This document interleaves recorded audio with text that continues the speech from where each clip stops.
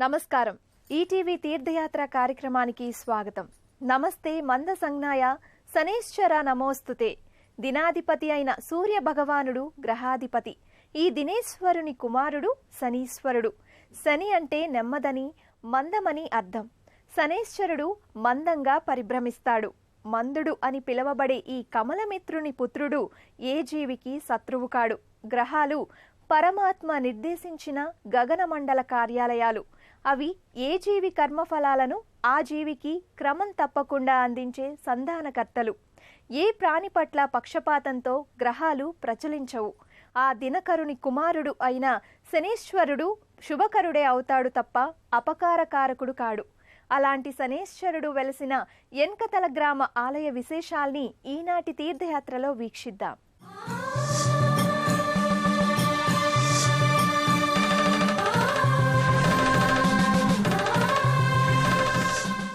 గ్రహం అంటే గ్రహించేది.